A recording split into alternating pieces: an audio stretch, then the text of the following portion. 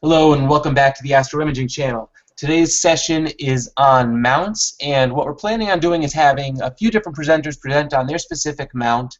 As mounts go, one manufacturer, all of their mounts tend to work similarly, except the weight ratings are a little bit different. So we'll kind of go on with that somewhat in mind that you're going to get some representations of each manufacturer, and as well, any of our viewers, I don't see any viewers yet, but any of our YouTube viewers, ask Q&A. You could type your question right into Q&A as we go. For the people in the live room, if you have questions, wait until the end of the presentation, and then we'll cover them then. In case we have difficulty getting people on, I may ask people in the live room to jump out, and if I have to, I might, not that I plan on using the band hammer, but I might just point to someone and say, would you mind jumping out? That's, I have to get this guy in. And if you are out there and you are supposed to be presenting on mounts and you can't get in, let me know. PM me or email me or something. I'm going to be watching it. I'm going to start off by handing it over to Josh, who is going to present on, I believe it's actually the Orion Atlas that you use, Josh. Is that correct? Yes, I use the Orion Atlas. I'll talk briefly about the Sirius and the HDX and Pro as well, since I've used the Sirius and looked at the other ones. But I'll give my thoughts on them, and then also some things that can be done to improve them.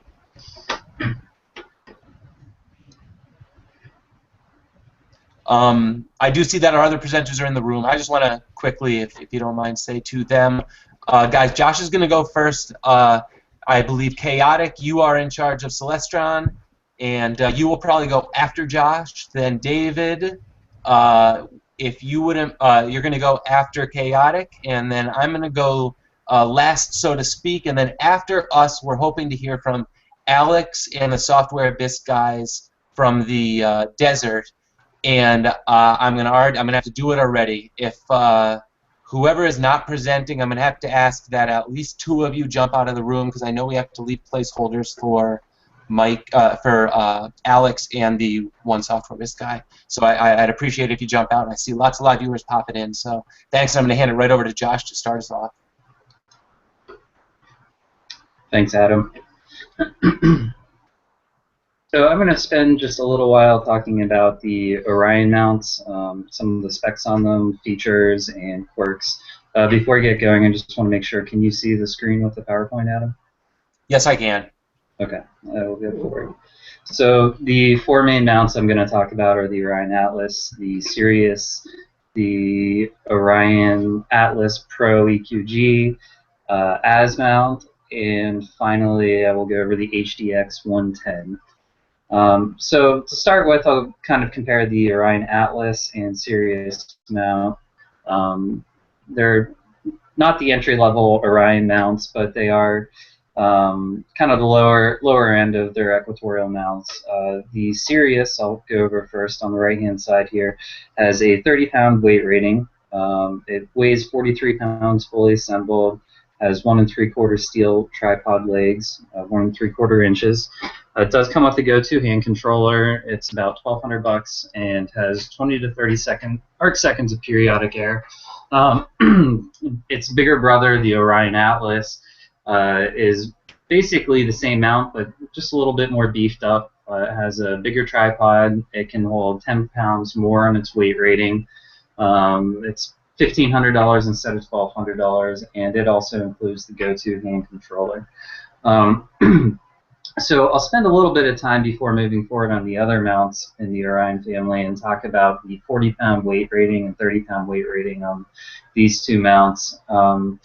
The 40-pound weight rating is not really what you would use for imaging. It's more a visual weight rating.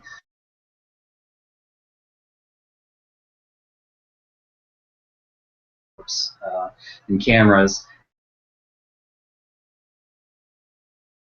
to 50% of the weight rating for imaging, which would be 20 pounds on the Atlas and 15 pounds on the Sirius. I have actually imaged at about, right now I'm at about 30 pounds on the Atlas, maybe 33 pounds, somewhere in that range. And I'm still getting quite a bit of success with it. However, I've modified my mount quite a bit. Previously, before I modified the mount, I started hitting about 25 pounds, and I noticed I was getting quite a bit worse. The Sirius, I have imaged up to about 15 pounds on it, and it was fine at that point. When I started adding much more weight to it, it did not guide quite as well. You know, you can push these, and because they're manufactured in China, there's kind of a lot of variability in the manufacturing process. So, you know, some of them might be great, and you might be able to get up close to 40 pounds when you're imaging, and some of them might not be very good at all, and they need a lot of work just to get 15 pounds imaging fine on them.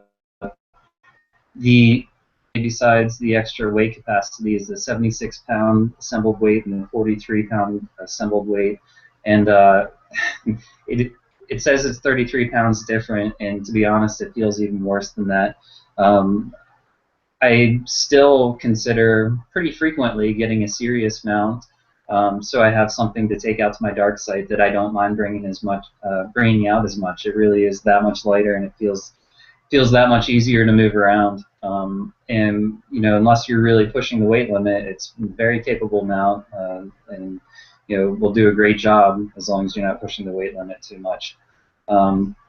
So I'm going to move on to the Atlas Pro. I'm sorry, I don't have that written there. The Atlas Pro and the HDX 110 EQG. The Atlas Pro on the left here is kind of the upgraded version of the Orion Atlas mount. One of the main differences in that is that it's a belt-driven mount instead of using a spur gear and transfer gear from the motor. That is about the same weight fully assembled. It's got a slightly higher weight rating, 4 pounds heavier. It also is $2,000 instead of $1,500. Pretty similar arc second periodic air. One of the other big benefits besides the belt drive on it is that you can use it as an all-azimuth, or you can also use it as an equatorial mount. Finally, the new offering from Orion is its HDX 110 EQG. They call for a 110-pound weight rating on it. I've not heard of anyone using that big of a load on it, but I have heard of people running an AT10RC on it, and quite successfully, so it can definitely at least handle an AT10RC. It actually also has the 2-inch steel tripod legs, sorry about that, and has a go-to hand controller, and that one is $3,800. The periodic error on that, peak to peak, is quite a bit better than any of the other Orion mounts. They claim a plus minus 3 arc-second periodic error, and from the few people I've talked to who've used one, it's actually confirmed. However, one of the downfalls of this is that it does not come with tripod or counterweights, so you're really actually talking about closer to $5,000, I think a little over $5,000 to actually get going on using that mount. So one of the biggest differences in the Orion mounts is that you can actually use EQ Mod, which is a driver for the Orion mounts, and you can do a lot more than what's listed on this page, but it's a way to actually run the mount through your computer. You can do a polar alignment routine, you can set your mount limits, set your tracking rate, and really a lot more. I mean, you can set actually the aggressiveness of all of your different tracking rates. You can do periodic error correction curves on it, really just a lot of things. You can do 3-star point alignment, you can do 2-star point alignment, you can actually interact with Astro Tortilla or other plate solvers and do a dialogue-based sync where you just use your plate solving routine to actually create a pointing model, and you can also just create a pointing model within EQ Mod. So a couple of the quick quirks before moving on from the Orion mounts, and I'll especially talk about the Atlas and Sirius since I've used those, is that they tend to need a little bit of work to get the best performance out of them. One thing that happens on almost all of them from the factory is that the declination axis nut is usually way too tight straight from the factory and needs to be backed off just a little bit. Otherwise, you get a lot of stiction in the deck axis. Once you fix that, it's actually pretty good since its worm is being driven by bearings, but everyone I've seen needs backed off a little bit on the main nut on the declination axis, and that's for the Atlas and Sirius. The other thing that happens a lot with them is that you have to actually adjust the mesh in both the rate ascension axis and the declination axis to get your best performance. And there's quite a few good tutorials online if you check them out that can tell you how to actually adjust the mesh. But it can be a pretty massive difference in your peak-to-peak error. Anywhere from you might go from 2 to 3 to 4 seconds of peak-to-peak error, all the way down to one arc-second of peak-to-peak error. At this point, Adam, I don't know. I can keep presenting, or I can open up for questions, and we can talk about other modifications later. I haven't seen any other questions out here in Q&A. You have 5 more minutes if you want them. Okay. Yeah, I'll take them to talk about some of the things that you can do. The Atlas and Sirius are both really good mounts and value for their money. And fortunately, there's a couple things that you can do to them, and I will leave a list in the group chat when I'm done presenting to really improve the performance. And first one, the most obvious that everyone hears about, is the Hypertune, where you actually take the mount apart and re-grease all the bearings, and you replace the Teflon spacers with ones that are not going to fall apart. You can replace the worm bearings with much higher quality bearings, and you clean a bunch of the junk out of the mount that was there whenever it was manufactured. This immediately makes a pretty big difference for everyone who is able to do it correctly. And then I always highly suggest, while you're in there, to actually do the belt modification. Rowan Astronomy is a company that sells a plug-and-play belt modification that you can go in and actually put a pulley on your motor gear, and then put a pulley on the end of the worm gear. And this actually really helps reduce high-frequency noise. At least for me, I had a not great version of the mount, and the performance wasn't great until I did this. And there's a lot of discussions about what you're really improving with it. One thing it is it's definitely quieter. You also reduce backlash significantly, which is another downfall of both the Atlas and Sirius mounts, is that they have a lot of backlash in their declination axes. And what that does is that unless you're only guiding in one direction, it makes it hard. You're almost teeter-tottering over the stability point when you're guiding. And the more you can reduce that backlash, the less teeter-tottering you'll do over that stability point. I also want to point out there's TPI Astro sells an upgraded tripod and leveling feet and tray for the tripod, which is really it's a much sturdier solution for the mount. And the one other huge advantage to that is with those leveling feet, you actually do not have to use the altitude adjustment bolts anymore, which are probably one of the most challenging things to use on the polar alignment routine.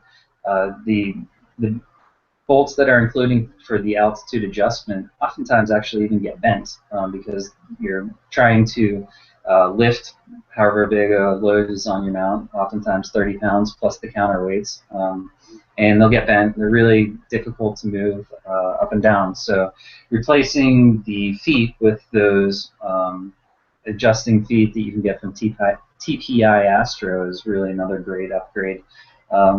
We can go into more. You can replace the altitude and azimuth knobs for the Atlas and for the Sirius, and those are a really nice upgrade. It makes your polar alignment routine quite a bit easier. And then finally, there's more to do, but the one that I do not want to leave out is going to Shoestring Astronomy to get EQ direct cables. It's probably the most important upgrade to do to your mount. I think that you can get them for $40 or $50 over there, and they are what actually allow you to use EQ mod and control your mount through your computer.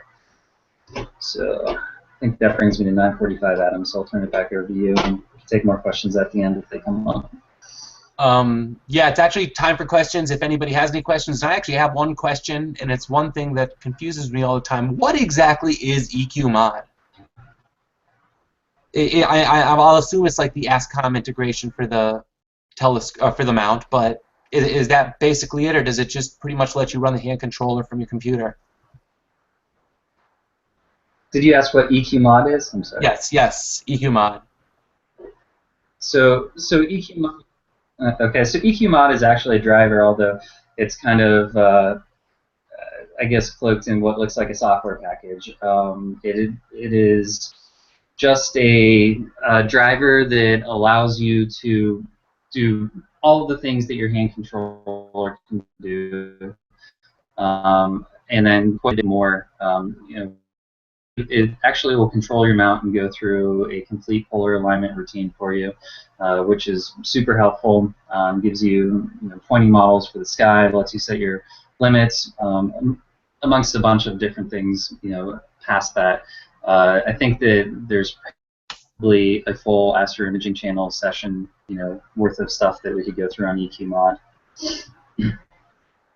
Okay. I'm sure one time we should do that, because I've always wanted that. It's just more of the integration package, so you could use it from the computer, but as I've heard, a lot more powerful. And I'm not sure if you guys are hearing me right, but yeah, it's just a very so. Go ahead. Okay. I'm getting some audio cutouts. I don't know if anybody else is getting audio cutouts or if it's my internet. Josh was cutting out. Okay. Alex, we have a new, I'm sorry for interrupting, Alex. We have a new kind of, somebody noticed that the more streaming audio we have, the worse our audio cutouts were. So maybe you could turn your video camera off while you're not presenting, if you wouldn't mind. And that goes for pretty much everyone in the live room. I'm going to just take it back for 1 second, because our next presenter is Chaotic Cosmos. That's all I know of his name, but he's going to be presenting on Celestron, and particularly the Celestron DX, CGEM DX, I believe is what he has. And right now I'm going to pass it right over to him. Hello. Yeah, my name is Jeff Lawson. Coming to you from Chicago. I don't have a pretty, whatchamacallit to show you, but I can tell you some of the key features and stuff of the Celestron DX. It's basically the deluxe model of the regular CGEM. It's supposed to hold, 10 pounds more weight. It's kind of similar to what he was just showing you between the Atlas and the Sirius, 40 pound versus 50 pounds. The same thing with CGEM versus DX. You got total weight though on the DX. I believe if I heard him correctly, it was the DX is a lot heavier overall. Before the OTA goes on, it's 86 pounds. So just mount and tripod and counterweight, you're at 86 pounds. And imaging stuff, you're looking at probably, like me, I got about 108 pounds altogether with my camera and OTA and stuff. So it's pretty good. There's really minimal backlash, honestly. Only like a little bit in the declination. You could train it out with the backlash trainer. And then other than that, I do it's got 5 alignment procedures, 2-star, the 1-star, last alignment, all that. I just use 2-star. I don't really notice any real difference in quickness between them all. I mean, the 2-star's pretty good. You do, I think it's 4 like sync stars. I think that's what they call it. That really improves your alignment and your tracking and everything. I use the Next Remote software to kind of patch in with my Xbox remote, my wireless Xbox remote control, so I could control it, because I'm inside of kind of like a booth I built outside, so I don't freeze to death during the winter imaging sessions, whatchamacallit. So I use that to control it from in here, pretty much just to kind of do the tweak the alignment and stuff. But after that, it's controlled all through either, what is it, like the Sky. I tried pretty much all the planetarium softwares. I have not settled on one yet that's best for controlling my stuff. But I think I use I can't recall right now. I'm kind of bad on the spot like that. But yeah, I use a whole bunch of different software to control the mount. But I got a Canon 60D D on it now. I'm getting a DA soon. I use PemPro to do what like he was just talking about EQ mod. I use PemPro to do the same thing, and makes the whole polar alignment procedure freaking awesome. It's really quick and easy. And if I did have to have a gripe or a warning about the DX, it's that I think it's the opposite of what he mentioned. He mentioned the altitude adjustment is kind of little rickety or iffy or whatever, a little difficult. It's the opposite with me. The altitude on this to adjust is actually awesome. The knob's really big, easy to find, turns really smooth. You can do super fine adjustments, you know, real nice. But on the other hand, the azimuth adjustments during polar alignment, they're a nightmare almost, because you'll be, say, like you're within like say 7 arc minutes. You wanna get it a little lower.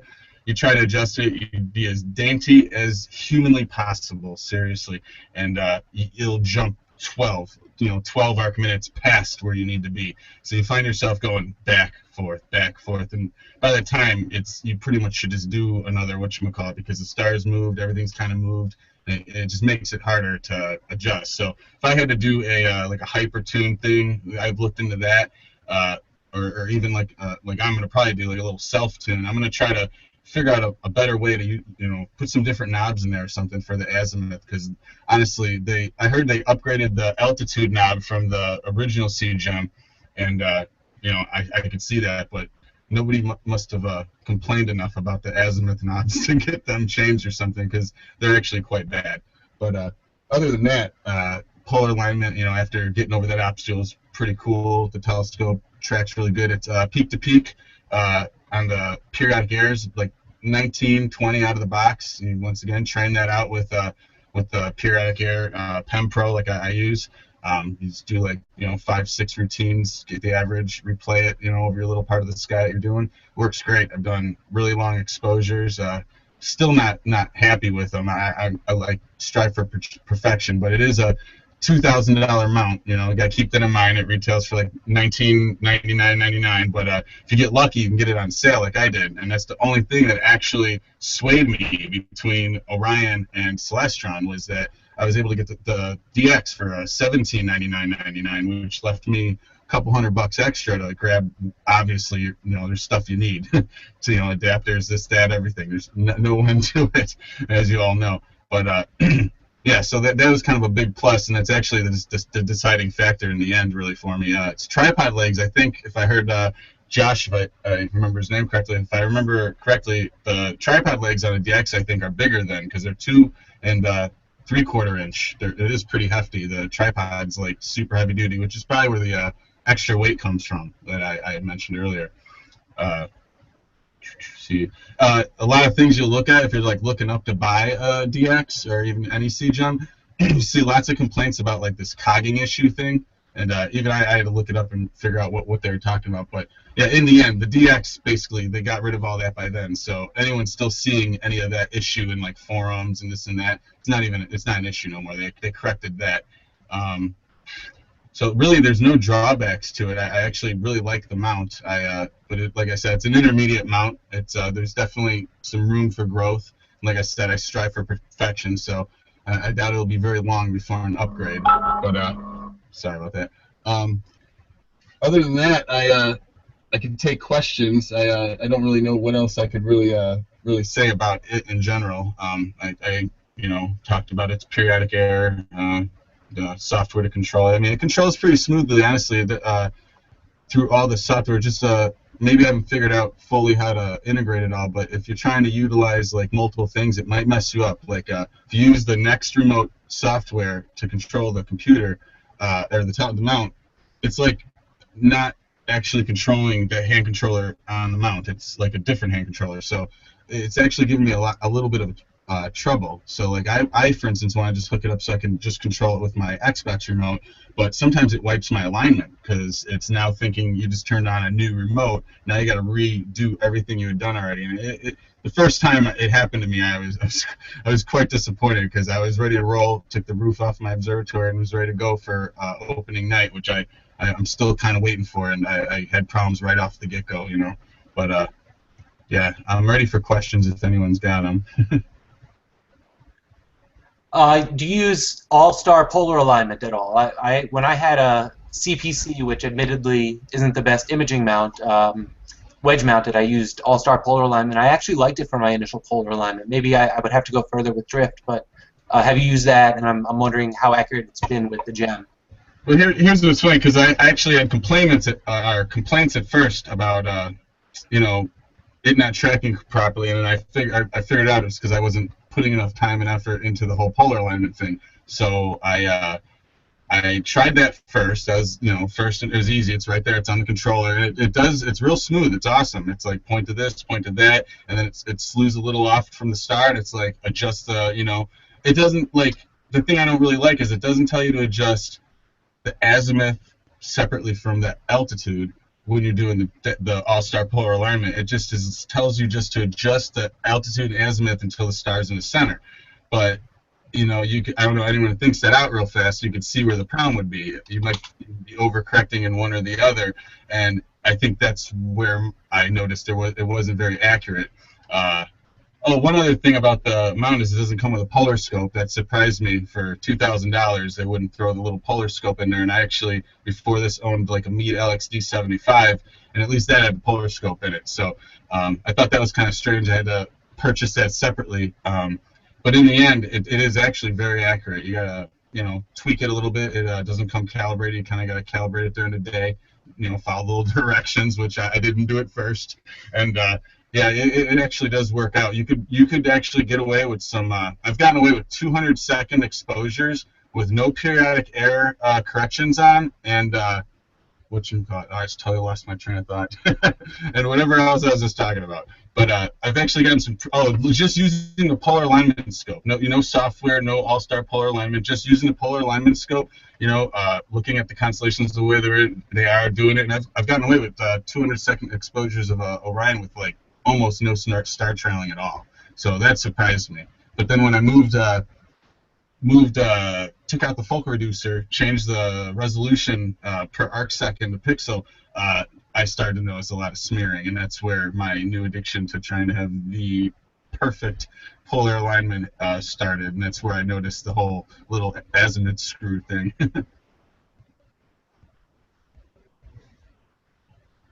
Yeah, having owned a Celestron, I like their hand control. I'm kind of a fan of Celestron. I've heard the deck cogging issue, and I think I've heard they've also worked through it. I think it's an issue a lot of what people are trying.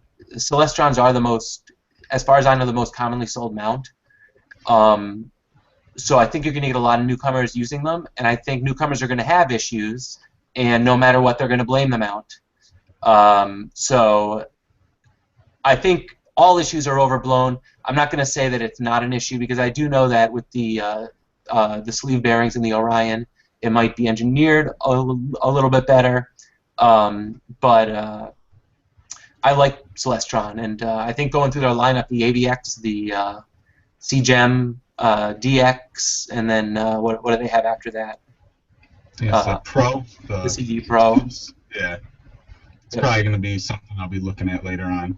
But yeah, the look and feel of their product is nice. Honestly, that was another thing that had me on the fence with Atlas and stuff. Looking at kind of like the controller, the way it looked, the Celestron did a good job making it look really appealing. It looks sturdy. It feels sturdy. It's strong. It's got the weight to prove that it's actually got the extra beef to it. And that definitely swayed me a little bit, you know, initially first. All it took was that lowering of the price point. It had me. What do you have on it? What OTA? Yep. Did we lose you?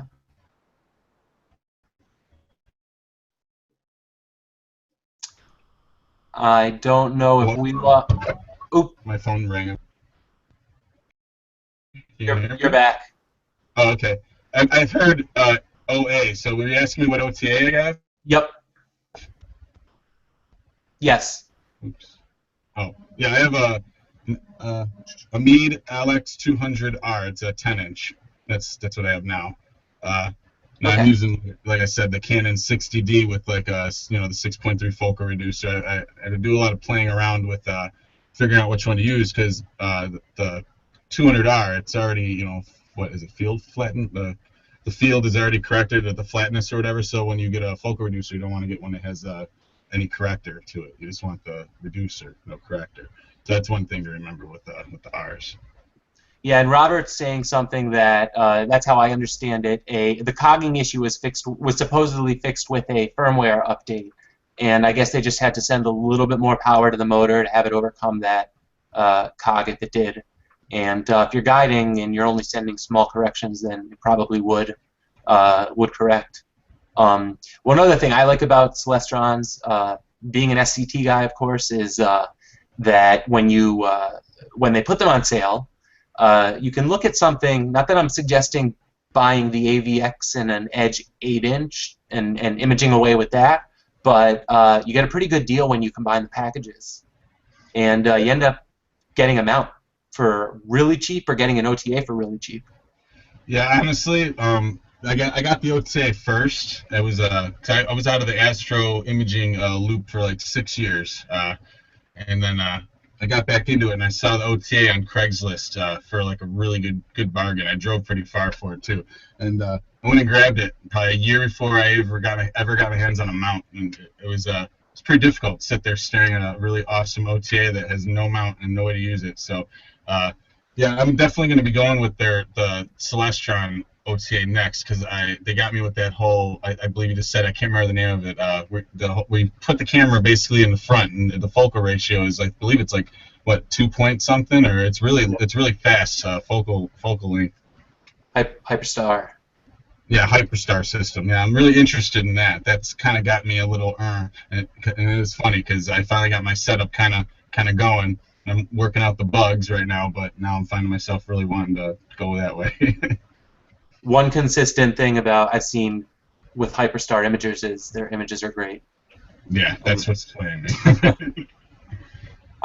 No matter what you think of it, the images are great. So. Trying to figure out the focal reducer distance on this has actually been kind of insane. I got like a digital micrometer. I've been sitting there measuring from the I've been doing everything you're supposed to. I've actually found that although you'll get a lot of vignetting, if you space it too far from the chip. Honestly, I like the results, and since I'm using such a huge chip with the Canon 6D, it's fine cropping out the sides, because I fit my target, say Orion, in the middle, and it looks beautiful and sharp, as opposed to if I put the focal reducer at the exact spot they want it. It doesn't give you the same results. You don't fit it all in there. It looks a little it brings out the little periodic errors in the mount more, stuff like that. Interesting. Any other questions? I don't see any in Q&A, and I don't see any in chat. So I'm going to probably move right over to David Alt, who's going to present on, and I hope I don't get this wrong. Is it Losmandy or Losmandy? I can never tell. But David, you'd probably be the best one to tell us that. Oh, I don't know that I can tell you. I think it's Losmandy, but I'm not sure. Yeah, it's the internet pronunciation that we always speak of, like globular clusters. Yeah, I just read it, right? So never actually heard it pronounced from Steve himself. Yep. Okay. I've never done this before. Let me see if I can present here. Let's see.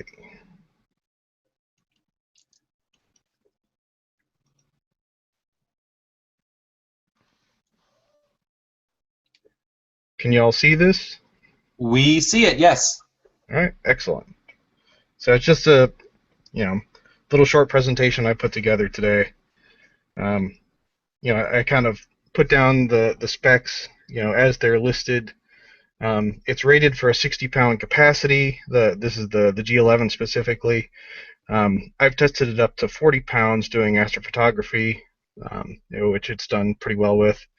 The entire setup is about 75 pounds without counterweights. That's about 35 for the equatorial head, around 30 for the tripod, around 5 or so for the counterweight bar. The hand controller is a full color screen controller, has a large database of objects in it.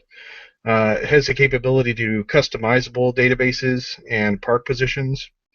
It does have polar alignment routines on there as well. It has a polar alignment assist routine, which is to get you, within a degree or two of the pole, and then it has a separate what they call PAC, which is a refinement algorithm to get you within a few arc minutes.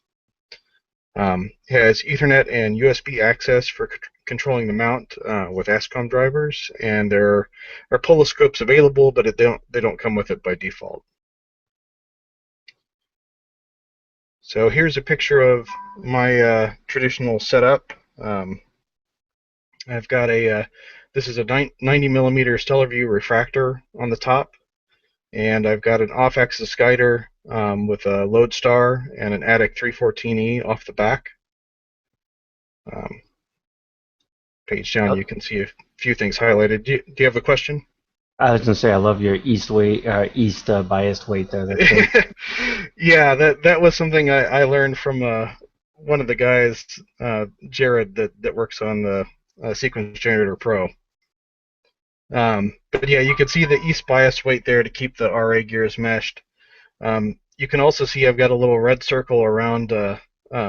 There's a large rubber band I have hanging off one of the motor mounts, and I use that to bias the deck once I get it, pointed at wherever it's going to be pointing in the sky. The hand controller is sitting over on my table. I have a router set up to create a kind of my own sub network here connecting to the mount, so I don't have to deal with crossover cables and things like that. You can see the USB hub and my power electronics at the bottom. I've highlighted a couple things like the RA and deck motors. They kind of stick out to the sides, which I'll talk about a little bit more later. So here's kind of what I like. The cost for what it does is very good. New, mine was about $3,300. I got it with the one-piece worm block and the Gemini 2 system. Compared to other mounts in its weight capacity, the G11 kind of sits in between the mass-produced mounts like the CGEM DX, the Atlas, the CEM60, and the high-end mounts like the Mach 1, the GM 1100 HPS, the ASA DDM60, and the new MIT that Software Bisque is bringing out. Performance, I typically get about plus or minus 3 arc-second tracking without guiding, without periodic error correction. I don't typically use PEC. I just rely on the guiding since I'm using an OAG anyway. Routinely, I get RMS values under 0.3 arc-seconds when guiding with the setup I have now. It's easy to work on. I've disassembled the mount at least once since I purchased it to clean and re-grease it. Everything is pretty modular, making it easy to replace parts if they're faulty. I haven't had to so far. The deck and RA axes can be separated if necessary. The tripod is very, very stable. They're hollow tubes, but the whole thing is very robust. It's very reliable. I've had mine for about 3 years, and mechanically it's been fantastic. I've had no issues with it. So here's what I don't like. While I can get 0.3 arc-second guided tracking, it's taken me a long time to be able to do it consistently. It seems a lot of this comes down to just backlash and dealing with it. You saw the picture of the east bias weight to keep the RA worm gears meshed, and the rubber band on the deck axis. The rubber band kind of limits me to a certain extent. I don't feel that I could run the mount remotely, having a rubber band stretched across the deck axis and having variable torque being applied to that axis. The mount and the hand control firmware is kind of supported like an afterthought. It's put together by Losmandy, and they've hired a particular person in Germany to do the firmware and everything for it. But they don't show a lot of support on their site or anything like that. when I initially purchased it 3 years ago, there wasn't a lot of, there weren't a lot of features supported, and there were several bugs present. They've slowly been fixed over time, and now it's a lot more stable. And there's, a lot of good support online, but it's all through a community and not through Losmandy itself, which was, a little strange if you don't like that sort of thing. The modular design is good in some ways, but it's bad in others. Like I showed in the picture, one of the the motors kind of stick out the side. Wires tend to grab on to things, and they're at odd angles. So when you're moving it around, it's easy to snag things on corners and things like that. Adjusting the level of the tripod is difficult, especially when it's loaded. There's no kind of screw mechanism. It's just a kind of a clamp around the outer leg that clamps down on the inner leg to create friction there and stop it moving. So you just kind of loosen that up and you move the inner leg out a bit. Here's a picture of, this is the last run I had to show some of the guiding performance.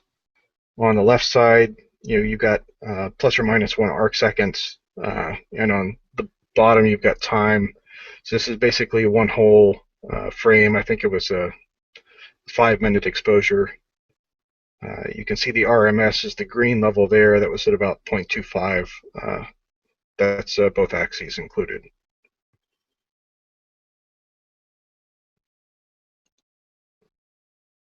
So that's all I've got. You got any questions?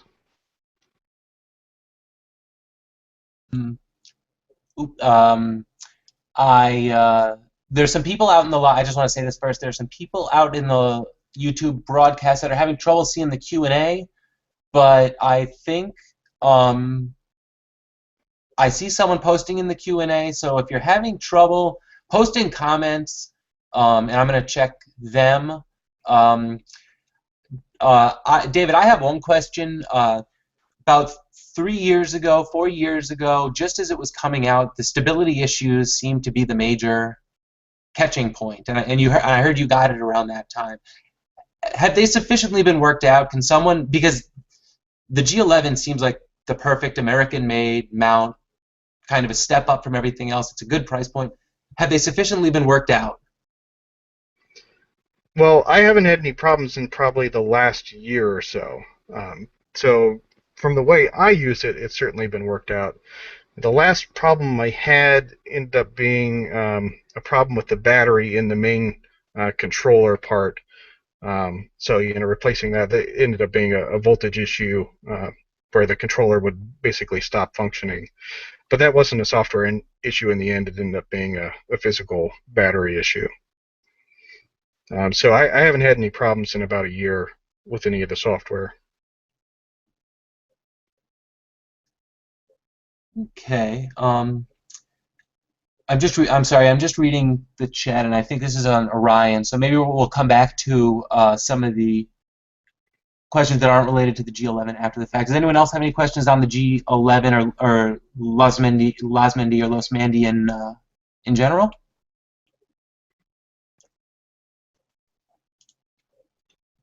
I don't know if Dylan's question is for you, but it says, does it remember the time and date? And I'm guessing if it has a battery, it does. I think he's referring to the CGEM. Oh, the CGEM. Not the CGEM, but the DX. Sorry. DX, which I do believe it does. I think that has its own battery inside of it.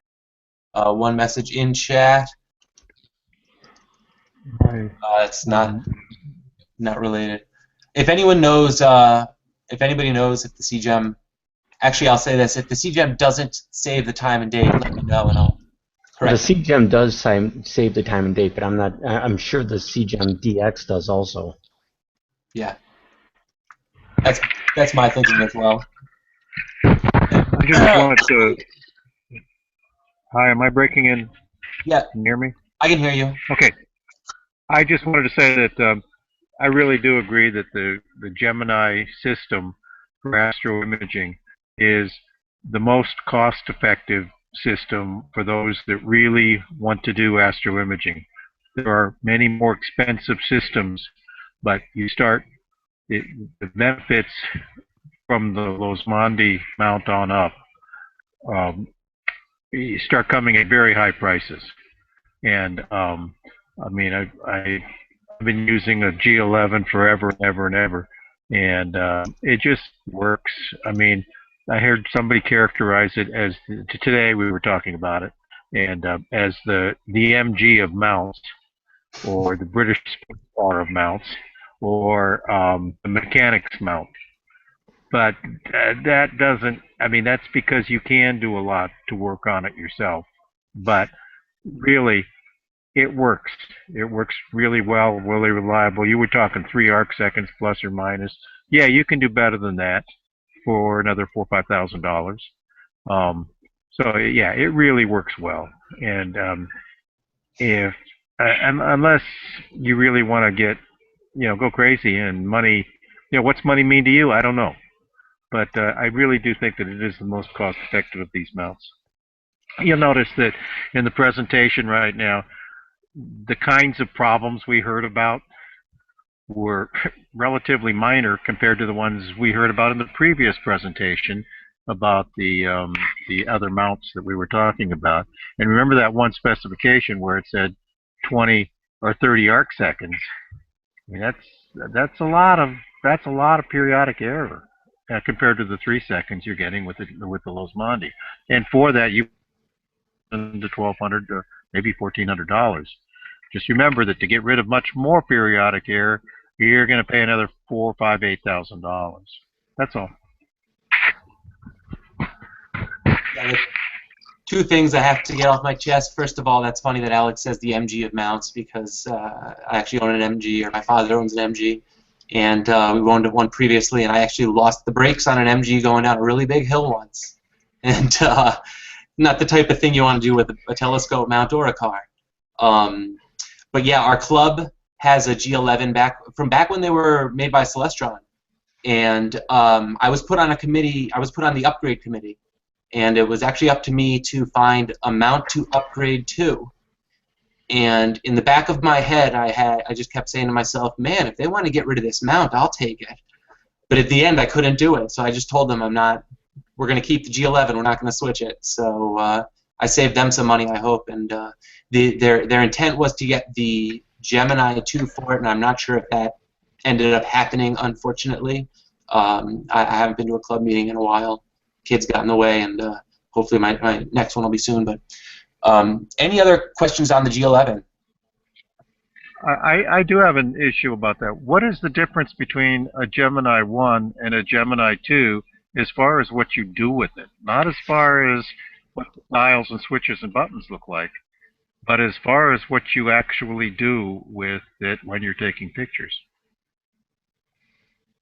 I wish I could answer that fully, but I've never actually used a Gemini 1, so I don't know that I could answer that for you. Yeah, I think mechanically they're the same. I think the Gemini 2 with its, although I don't know if the Gemini 1 has a pointing model. I think it does actually, but with the Gemini 2, I think just makes it a little bit easier and smarter. At least that was the intent of it, to dumb it down for astronomers. Not necessarily dumb it down, just make everything a little bit easier and more simple. Color screen on the hand control. Oh, actually, no. The reason the Gemini 2 came out, from everything I've understood, is that they couldn't make the parts for the Gemini 1 anymore. They could not buy the electronics anymore to make up the Gemini 1s, and so it was time to just do some upgrading, and so they came out with different screens and some other things. And I'm not trying to be in a Luddite here, but I think the software does the same stuff it used to do. It just, I mean, there was a pointing model. There's a pointing model in the Gemini 1. And all that other stuff. It's just the interface. The hand paddle is different as far as I know.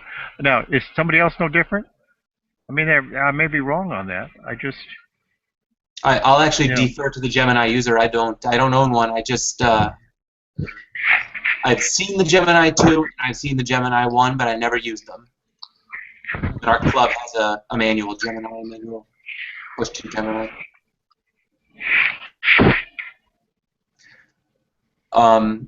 If there aren't any other questions, I can move on to my presentation, which I'll I'm the one that has seemed to have trouble sharing this, so just interrupt me if you are not seeing. Oop, I know what I did wrong already. Interrupt me if you are not seeing my presentation, but I know what I have to do. Here we go. You're going to see the crazy screen for a sec.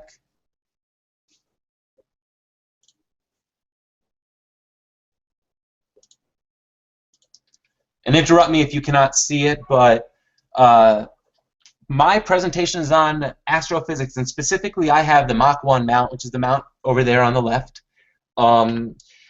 Astrophysics is, I don't know, known for just having great everything. Their current lineup of mounts, and you can see just by the mounts they offer, they really push it. The Mach 1 is their starting mount, which can already handle 45 pounds. And with Astrophysics, when they give you mount ratings, those mount ratings are rated for imaging. So with most mounts, cut it in half. With the Mach 1, you can image with 45 pounds of load on there. I've actually heard of them. I spoke to the guys at Astrophysics, and they said you could get away with more than that. But that's what it's rated for. So if you were shopping for tubes, I wouldn't push it much further than that without at least anticipating that you might have some issues. But going down to the other mounts, the 1100, 110 pounds capacity, 1600, 220 pounds, 3600, 300 pounds, and a couple of mounts were recently discontinued, the 900 and the 1200. The 900, the capacity is 700 pounds, the 1200, 140. You can see it there. But the reason I'm bringing up the recently discontinued mounts is because these mounts are great deals right now. If I was shopping for a Mach 1 right now, I'd strongly consider getting a 900 instead, a used 900 instead, just because you're going to get slightly more capacity. Now, I'm not saying I need to put 70 pounds on there, but one thing I like to do, and one thing a lot of people probably like to do, is rather than having to take your telescope off and on and put it off and on, it's nice to mount them all up there. If you have a solar scope or whatever, you can keep it on there. You don't have to pull it off. And it's just more of a convenience issue. And never say never. You might end up with a bigger tube. You never know. Do I need a 1200? No, I don't need a 1200. Well, maybe someday, but not yet. So Astrophysics Mach 1 is AP's portable mount. The weight of the mount head is 32 pounds. That's the largest single piece that you'll be dealing with, most likely, if you get this mount. You can break the mount head into two parts, and it becomes two 16-pound parts. I strongly considered that when I first got the mount, but in the end, I've never wanted to break it down, and I don't think you're really going to need to break it down. Again, the capacity is 45 pounds for imaging, so you can put 45 pounds on there and image away. The price is $64.50, so this is an expensive mount. This is a premium mount, and that's a lot of money. You guys have heard me say it. You quickly go from thinking guys are crazy for spending that much to being the crazy guy spending that much. And when I say $64.50, that's the mount head alone. You're not going to get a Mach 1 for $64.50. You're going to buy the counterweights. You're going to need there are a bunch of other options, the polar alignment scope, tripod, that are going to raise the price. And when you buy a Mach 1, you're probably not going to be satisfied with the cheapest tripod you can find. You're going to want to buy a good tripod. And that Eagle pier, the Eagle portable pier they sell is amazing. They also sell another, they sell the Burlbach tripod, which I'm sure some of you are familiar with, and then they have another tripod, which I believe they call the portable pier, which is more of a bargain, but not as pretty, but just as effective. Periodic error on Mach 1 is periodic error is 7 arc secs without PE. The Mach 1 is a great mount when it comes to tracking. That is very, very good, and you can train it to well below that. In fact, I've heard of it as being as low as 1 arc sec with PEC. But, and this is a big but, and I just heard this the other day, Roland himself does not suggest using PEC when you are using guiding. And that kind of surprised me because we have this debate all the time, and I was more on the other side of it. But that's one of those things where he's one of the guys where if he says something, you should listen. And if you disagree, maybe you should rethink it because he's probably right. He's been doing this a lot longer than any of us, and he pretty much invented what we're doing. So Keep that in mind. With guiding, I do really well on the Mach 1. I get myself down to 0.2 to 0.3 arcsecs regularly, and if I'm not getting that, I check out my guiding and see what I'm doing wrong. When you power on the Mach 1 mount, you have a few options in the hand controller. There's 2 polar alignment routines, one based on Polaris and one based on 2 stars. Actually, it's Polaris and another star, or 2 stars that aren't Polaris. You can also use star sync. So if you know you're polar aligned, you can just sync on 1 star. Now, star sync requires that the mount be pointed to the opposite side of the sky that the OTA is on. Kind of the proper way to point to GEM. And that's important for reasons that I'm not going to go into right now, but you might know, you might understand them in the future. You also can resume from park and resume from reference park. Resume from reference park. So if you used the mount the night before and you are using it tonight, then you can resume from reference park. You know you're polar aligned. You haven't touched your mount. When you resume from reference park, you don't have to sync. Your mount knows where it is. Once it's turned on, it remembers where it was pointing. It remembers all of that stuff, and you're good to go. So that's the quickest way to use it if you're somewhat portable. If you do have your Astrophysics mount in an observatory, you can use what's called auto start. And basically what that is it eliminates the first screen of the hand controller, and you turn the mount on, and you're good to go. There's no polar alignment routine showing up. You turn it on, it asks you what you want to point at. You can click that and go. So it's literally a 1-second turn on. And that's a really, I didn't know about that for a long time. When I found out about that feature, I was kind of surprised. And there are a lot of people that don't know about that feature, which surprises me. But that is one of those awesome features. The hand control itself is very easy to navigate. I was intimidated. I was coming from a Celestron, and I liked Celestron's hand control. I was intimidated by the size, by the screen. To me looked, I don't know, a little bit funky. It didn't look right. Maybe it was because there were so many lines. But when I started using it, I realized you need all those lines because it has lots of it has lots of catalogs. Your objects are sorted in many different ways. When you do select an object, you get more object details than any of the other hand controllers I've seen or used. As well, there are tours, and a lot of hand controls are going to have this. But whereas most Astrophysics mounts are really primed for imaging, the hand control makes it great for visual observing. So it kind of makes up for that. Do you need an Astrophysics mount for visual? No, not necessarily. But the hand control really does compensate for why you'd spend all that money just to visually observe. Polar alignment, there are a couple options for polar alignment. There's a daytime polar alignment using a level and a single object, a single celestial object. If you do solar, you're going to use the daytime polar align. Or if you just want to get a jump on twilight, you could use a daytime polar align to get yourself polar aligned. There's also the quick drift meridian delay polar alignment routine. It's a long way of saying it.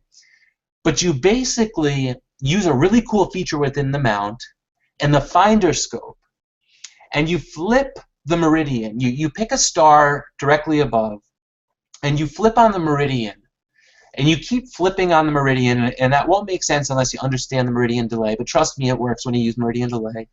And you iteratively refine your polar alignment. And because of what you're doing, because you're constantly flipping on the meridian, you are, in a sense, drifting very quickly. And all I can say is it works. At first, it's confusing. Your first outing, it's going to take you 20 minutes.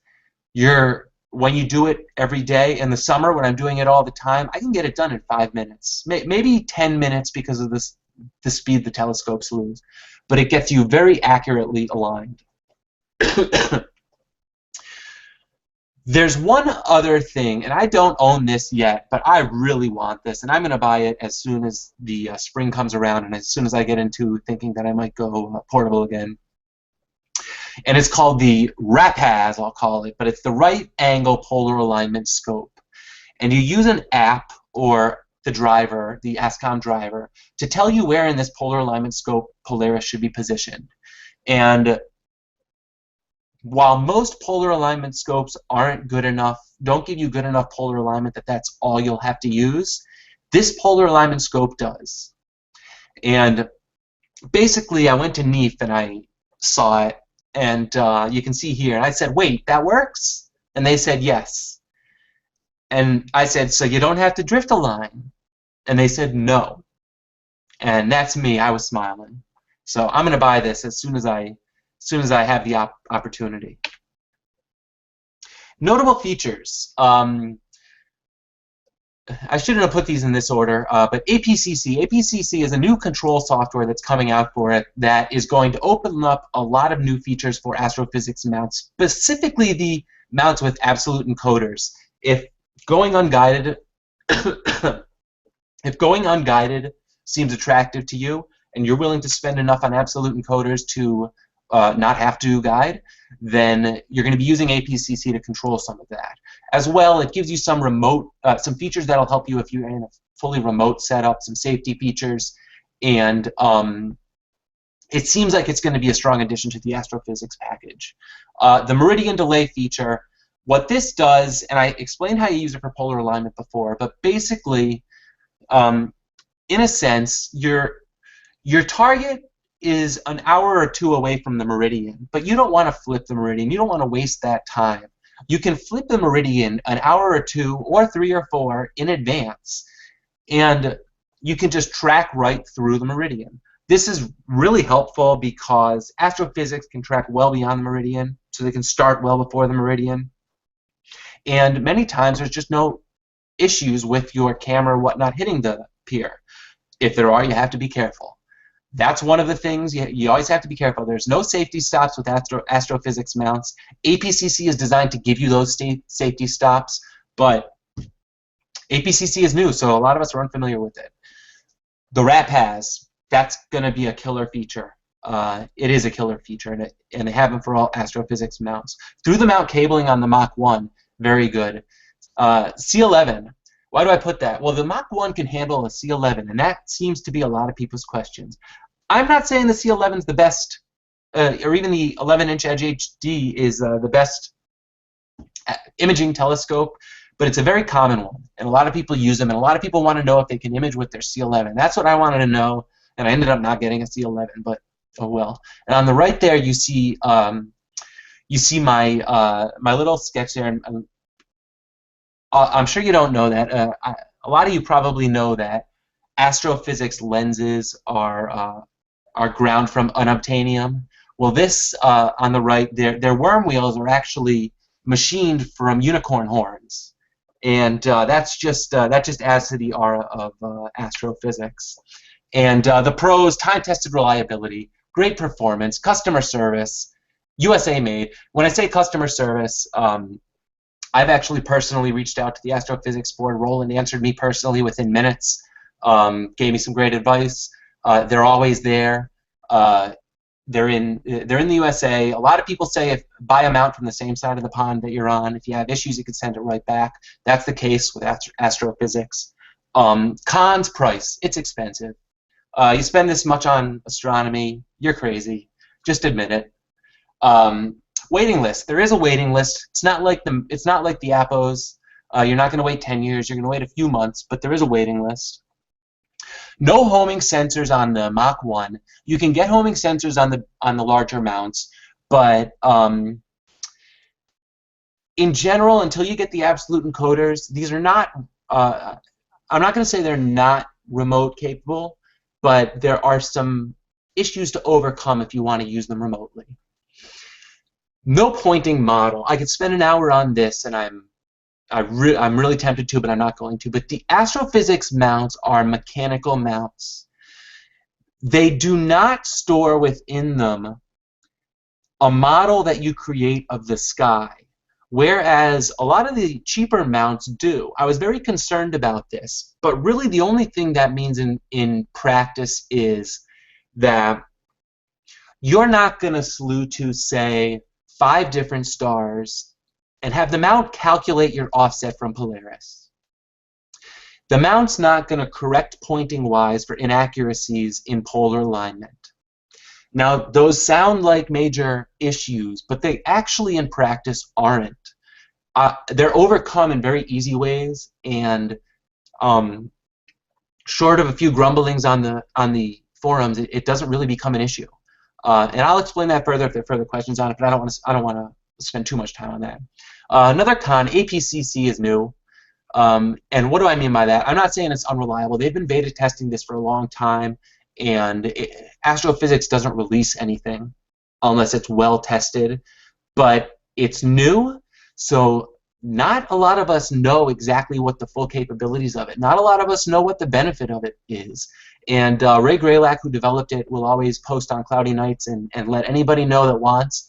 But up until a lot of people are using it, we're just uncertain. And of course, the number one con to buying an Astrophysics mount is the destruction of the unicorn population. So you can feel a little bit bad for that, but at least enjoy the night sky. And this is where I was supposed to. This was supposed to say the end, but I just couldn't put a good.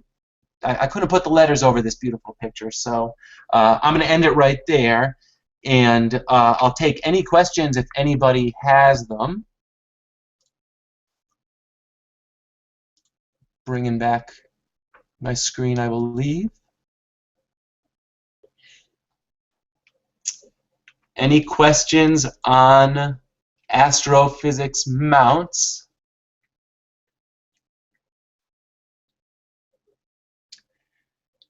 Okay. Adam, quick question for you. Go ahead. A lot of people, I know that Eagle tier, or the Eagle tripod, however you want to say it, is really nice and easy to adjust for the leveling of your tripod, but a lot of people use those piers instead, and I've seen that the only way really to use those piers to get a good level, which is necessary for polar alignment, is that people make up some kind of weird contraption with a bolt on their back center leg. Have you seen any other solutions other than that for people who are just using the piers? I actually helped a friend set up a mount on one of those piers, and he used a board. He used a leveling board, and it didn't seem like the best solution to me. When I bought my Mach 1, I knew I didn't want one of those portable piers. I'm one of the lucky ones. I got a Rob Miller tripod when he was still making tripods, and I'm never going to sell this thing. It's the most awesome tripod in the world. It weighs 7 pounds, and I look at the Rob Miller tripod like I look at the right angle polar alignment scope. If they could do it that way, why doesn't everybody do it that way? It's just ingenious. 7 pounds, and it can hold my mount and my telescope and all that stuff. It's crazy. So it's my lightest piece of gear, with the exception of my camera, I guess. No, I agree. I've seen that. It's pretty nice, but yeah, I don't love the piers. I don't love the way that they use the piers. I think there could be a better solution, but I don't know if you've seen one or not. Yeah, I just wasn't crazy about it. It just wasn't. They do everything so well, and that just doesn't seem like, I don't know, the best solution. Hey Adam, there's a question on there. What's the max weight you've used? Okay, so I've only used my C8 on there. I haven't used a longer focal length, but I have left my solar telescope on top of my C8. My solar telescope's pretty heavy, so I'm going to say my weight is probably at, and my solar telescope is sitting on the rails, which is higher up. Let me think. Probably about 37-ish pounds with my camera and all the adapters and everything hanging off of it. Maybe about 37 pounds. That's about the max I've hit. And I've never. I used to say that I've never had a bad sub until the bear bumped my mount. You guys know my experience with bears. I did have an issue at the beginning of this year that drove me nuts, and I was getting elongation in my stars. I never solved the issue. This is what I asked Roland for advice about, and he gave me some good advice, but he said look elsewhere in regards to the mount. He suggested I adjust my worm wheel adjust my worm gear, or remesh my worm gear because it's easy enough, and I was somewhat intimidated by it. But as quickly as that issue came on, it disappeared. I did buy one piece of hardware that might have taken care of it, but then I used my old piece of hardware more recently that I thought was causing it, and it didn't happen. So I'm embarrassed to say this, Robert. I forgot what your question was. It wasn't. I'm reading them off the question and answer on the YouTube thing. Someone wanted to know what the max weight was that you were using and which. Oh, okay, yeah. But I do have one more that someone came up with. Is nobody? They want to know if anyone's going to do the Skywatcher NEQ series mount today. Interested to know how they fare versus the Celestron after the endorsements for Celestron mounts and OTAs tonight. Yeah, I would love to get some people who have different mounts that haven't been presented today to present in future sessions. I just don't want to run out of time today, and I know we're hoping to get Alex in, and I hope, Alex, if you see this, if we're still on, just let me know. Hang on, Coach. Are we finished with the ones you had prepared? We're pretty much done with the ones prepared, okay. Unless there's any more questions in regards to AP. And I can okay, then yeah, we can probably go over all the questions after the fact if I come up with any later. But Alex, I'm going to hand it right over to you. Have you told anybody? Well, okay, this is what happened. I was sitting around this morning with Steve Bisque and Sarah Bisque, who are a couple of engineers from the Bisque, the people who make the SkyX and the Paramount, and Richard Wright, who is one of their software people. And I was sitting around with Donald, who is also he's a mechanic, and well, I don't know what his title is, but he fixes and repairs and installs and stuff like that Paramounts. Is that I'm part of the Riverside Astronomical Society, and the Riverside Astronomical Society is we have a really nice dark sky site called GMARS, Goat Mountain Astronomical Research Station.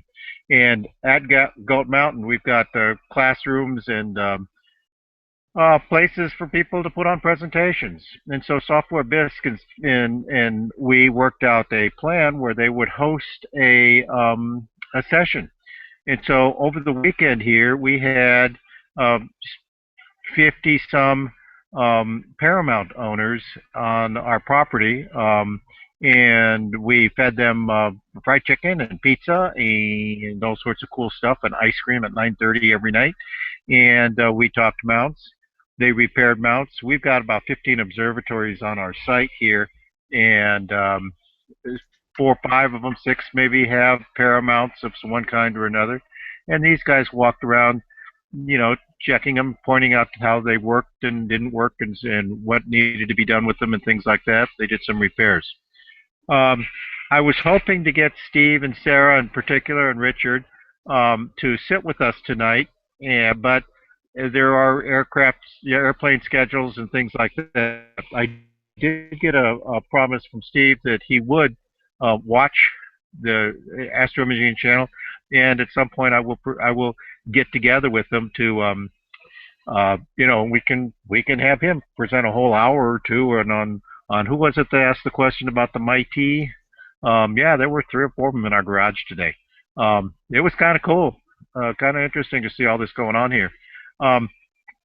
At any rate, I'm disappointed that these guys are busy. They've just put in a very, very long time. It's a hard weekend. It's one of those where you've got a bunch of people walking up to you and they want to know what to fix on their mount or how they can overcome this or that or the other thing. And these guys were pretty well tired by the time. They were excited, so they were running on adrenaline because it was a really nice show. At any rate, we do have to come back at some point and talk. I was able to sit in on some of the sessions, and there's a lot about mounts that you and I we just don't know. And Steve's got in the back of his head. He can tell you, these pointing models that Adam was talking about. He can tell you what they mean, what they're about, how they work, why they're necessary.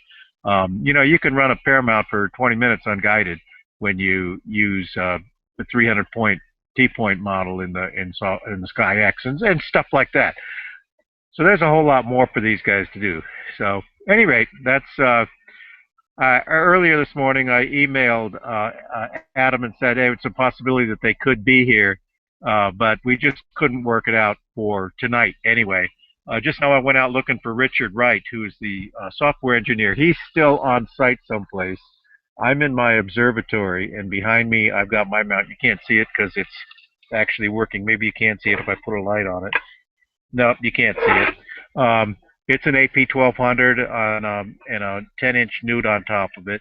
And I'm actually working in my observatory taking pictures, Sequence Generator Pro, as you could imagine, working.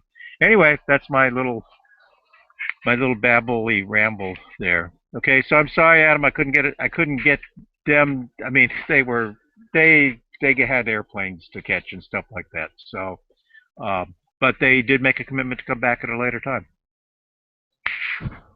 Thanks, Alex. We'll hold them to that. And Okay. Mike Miller uses a Paramount, correct? Mike was here too. Mike emailed you this morning too. Mike was here with us today at Goat Mountain, eating pizza and chicken and stuff like that.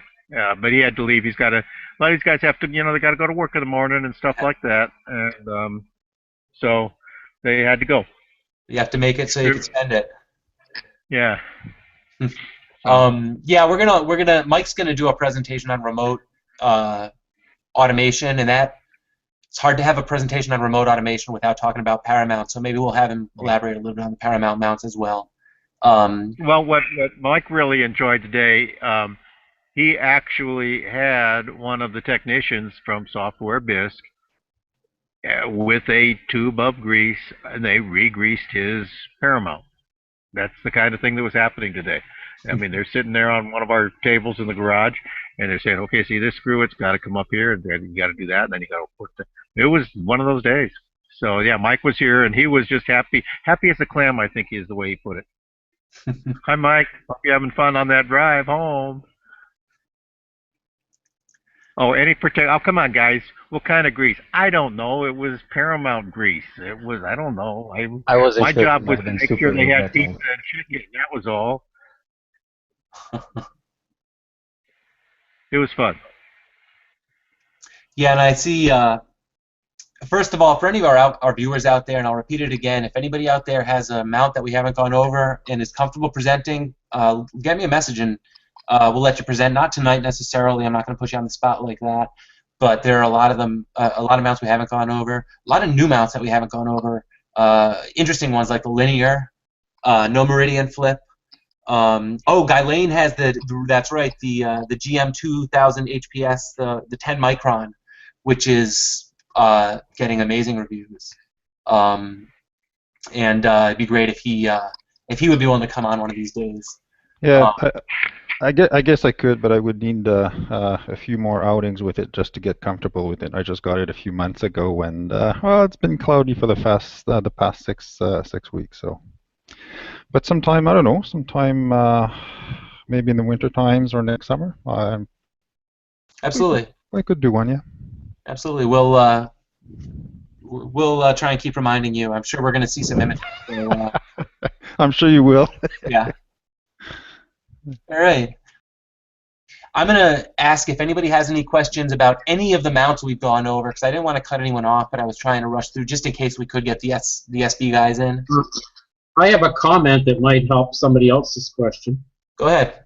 I think somebody asked about the NEQ6, the Skywatcher. Yes. Yeah, they're all the Orion mounts that Josh presented earlier are all Cinta mounts. They're all made by Cinta. They market them in the U.S. as Orion, change the color, rebrand them.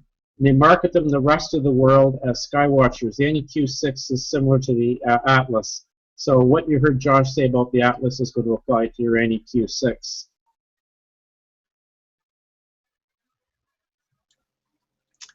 Thank you for that.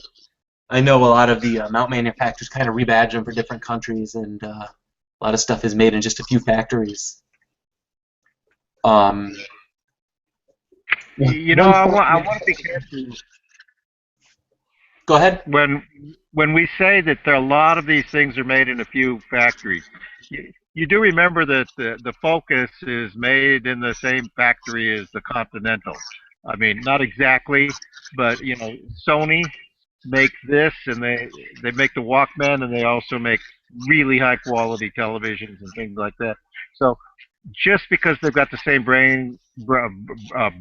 company making them, or they come out of the same factory, does not at all mean that they're meeting the same quality standards all the way through. Now, I don't know about, you know, obviously some of them do just paste different labels on, but in others there is a difference, even though they came from the same factory. I would agree with you, Alex, as a general.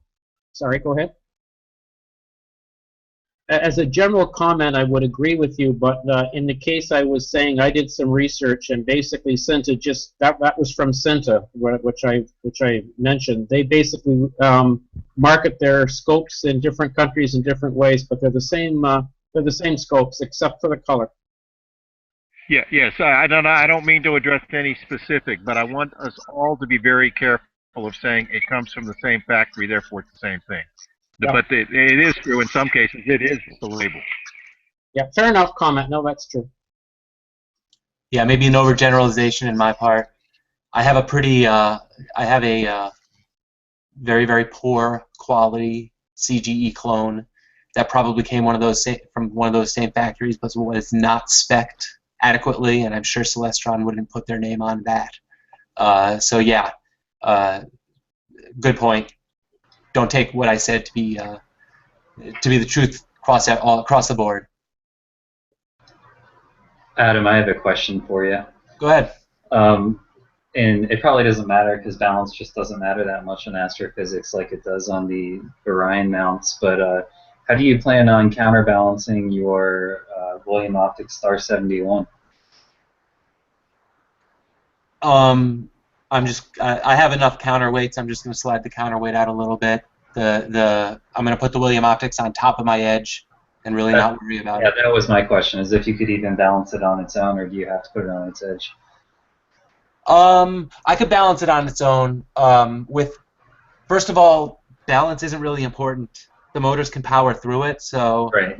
Even if you're on the wrong side of the RA worm gear, it really doesn't matter. Maybe you'll have. I mean, I'm sure you could push it to the point where it would matter.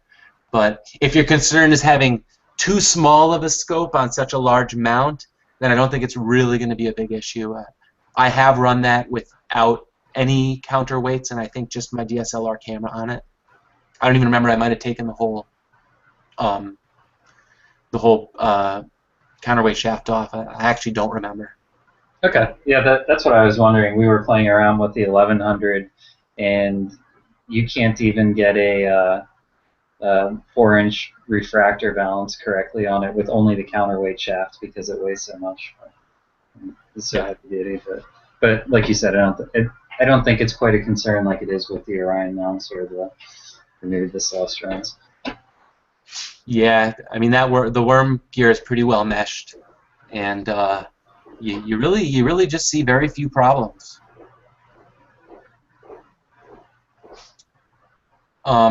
Any other questions in regards to any of the other mounts? Anyone see any really awesome mounts that they think we have to go over, or anything like that? The linear is one that's interesting to me, just because it's so unique. Even some of the iOptrons, I'd love to have someone come on with the iOptrons because they're pushing some new boundaries. I have and maybe somewhat related thing. I have an old Tom O EQ platform and then designed my own based off of his design and made one. I think that will be worth going over at some point. Absolutely. So maybe not tonight, but those are really great platforms for the big dobs. Yeah. Huh. Yeah, Adam, I don't know how many people have the Orion base mounts, but if there are enough of them, it might be worth, as I think Josh mentioned, a separate section and a separate presentation on EQ mod. Yeah. There are actually a lot of things about the Orion mounts that I think could be gone over. The Orion mounts are really good mounts for starter imagers.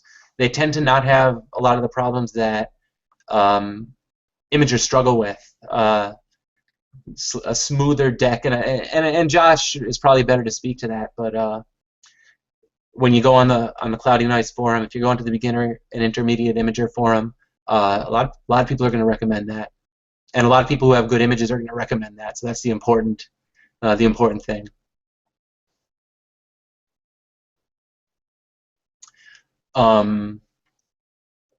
Any other questions?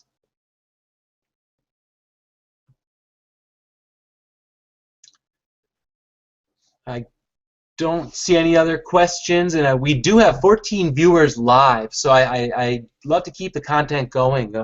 Does anyone have anything unrelated that they think would be a cool topic? Any interesting stuff going on, astronomy-wise?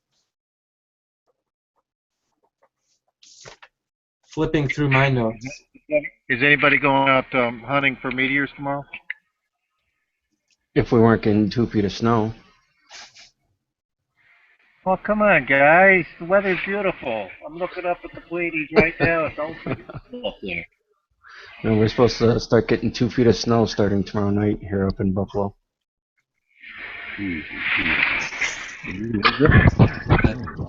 That time of year. Yeah, getting the lake effect. We have the same here. Yeah, it's going to drop into the 40s tonight, so I'm already bundled up.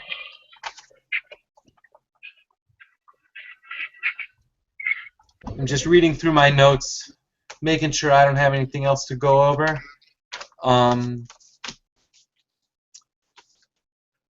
You know, maybe Adam, just a suggestion. I don't know, maybe get the I can't think of his name off the top of my head. Why can't I think of it? Ed from Deep Space Product to maybe go over the that Uno. What is it? The linear? Is that what it is? Maybe have him, since he's the only U.S. I got, what do you want to call it? The only U.S. Dealer, yes, thank you.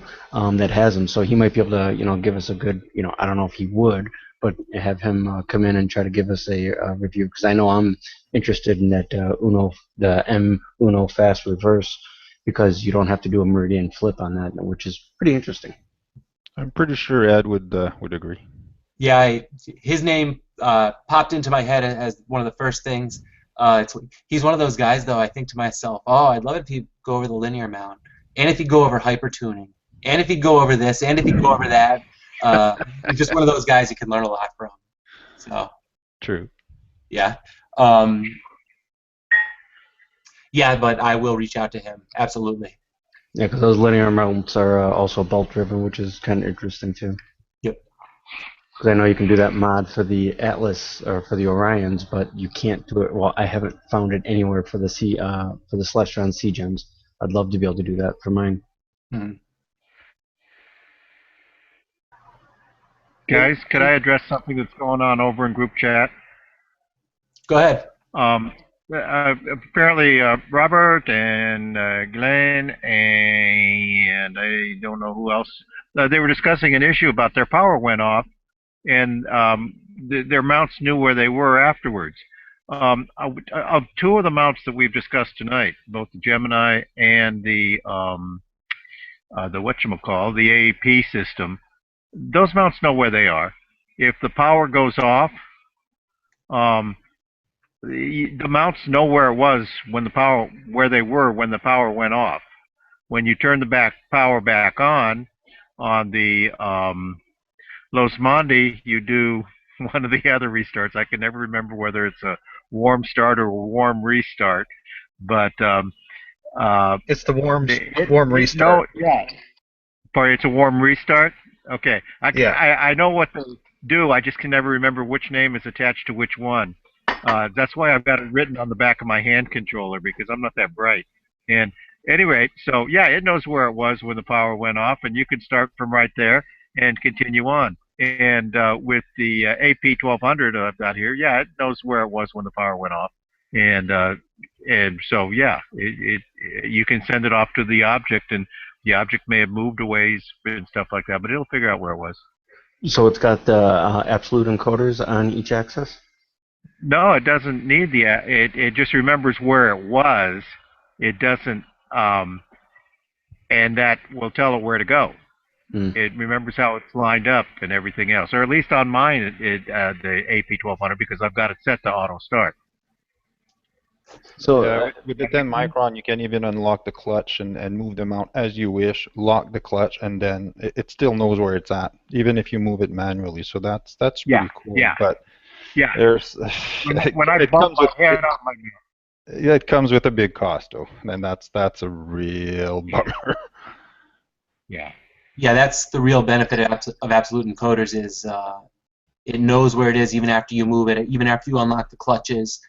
From a remote standpoint, if something goes wrong, it can figure out where it is. Yeah, there's no ohming on the 10 micron. It just knows where it's at. Period. Always. Right. Yeah. Yeah, and I don't mean to address that issue. I just mean to address the issue of if the power goes off, it knows where it was when the power went off. When the power goes back on, knowing that because of its battery, what time it is, it knows where the stars are. Oh, that's nice because I know Celestron can't do that. Yeah, the G11 can keep the mount model stored, right, and the CGEMs don't do that. Unless you do a cold start. Then you have to rebuild them. Yeah, I've done that before. Yeah. Okay. Yeah, it's funny. As we're talking about this, I'm thinking about a bunch of things, and I have questions for the Software Bisque guys, because Software Bisque is typically thought of as the remote mount. Does anyone know are they like any other mount in regards to you plug it in and it's on? What do you do remotely? Do you leave your mount on, or do you have a way to power it remotely? And I don't know if anyone knows the answer to that question. No, typically you'll have a remote power switch where you can power the mount remotely. Okay. So you do have to have something like that. I know High Tech Astro just released a new power, kind of an IP power system, which is really interesting. Yep, they go for about $100-150, and it's a network appliance, and it has a few outlets, and you control which outlets delivers power. And if your mount is connected to outlet number 1, and you just access it with your browser and say, you know what, power outlet number 1, and all of a sudden your mount has power. Do you happen to have a link for that by any chance? I just bought one a few weeks ago. It's still in a box. I haven't opened it yet. Let me find the link where I bought it.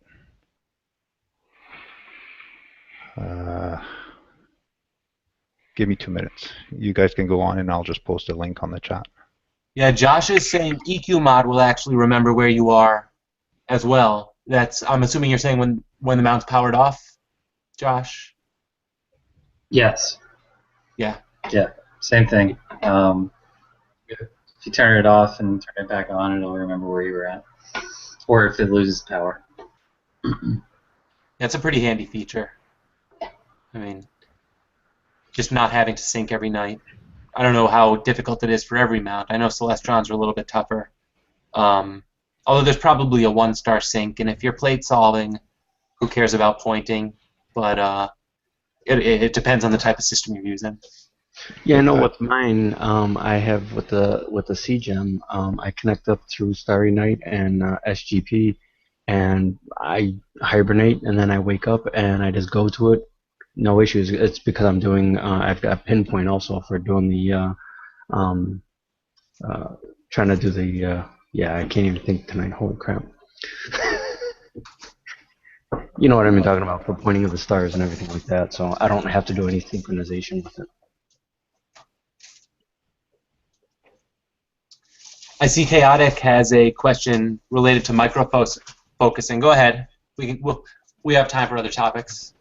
I was gonna say, what do you guys all utilize to do your focusing? Cause like I had to build myself a little like H-bridge chip, kind of use like a little whatever, like a little project box from Radio Shack, and get down on soldering iron and stuff. And I got a neat little hand controller I made for the Meade microfocuser that comes standard on their LX200G GPS units. But I was wondering if anybody knows a way, because I want to be able to do it all from my little booth top. I don't want to have to go grab my little controller, even though it is cool. I was wondering if anyone knew a way or had a way to do that, like just use the micro focuser for the Meade. I don't know what the actual model number on that micro focuser is, but I believe it's discontinued anyways. But I was just wondering if anyone knew a way to focus in and out with the laptop instead. There is a Yahoo group. We use a Arduino. That's what I first used, is an Arduino. It's I have one. EL Observatory, I think it is. SGL Automation. I'll post it in the link here. And they will show you how to do your use an Arduino to be able to control your with the stepper motor or whatever it is, to be able to do your focusing. And you can use, well, if you can get the older version of Focus Max, you can use that. Yeah, because I grabbed an Arduino and even got like the little thing for controlling motors too that you could stick on top of it, I believe. Never did figure that out. I found it a lot easier just to pull up, because I went to school for electrical engineering. I just ended up pulling up the frickin', because I'm not good with programming. The Arduino is like 100% all about like scripting and stuff. And that's not me. I'm more of a hands-on guy. So I just went ahead and built myself a neat old analog controller. It's super solid and nice, but like I said, I want to make everything controllable for my little warm booth. The best thing is, and because I was always against it, because I do a lot of building of my own stuff also, is the best thing was to go in and buying the Moonlight focuser, the controller and the focuser. It saves you a lot of time and headache. I know it's like about $500, but it's worth it. But if you do, you're better off buying the Moonlight with the stepper motor, not the DC motor. They're a bit more expensive, but they're a lot more precise. Hey, Ada, can I ask you a question? When you say how do you focus without going outside to focus, basically, are you asking what kind of equipment you want to put on there, or what kind of software you use to control the equipment?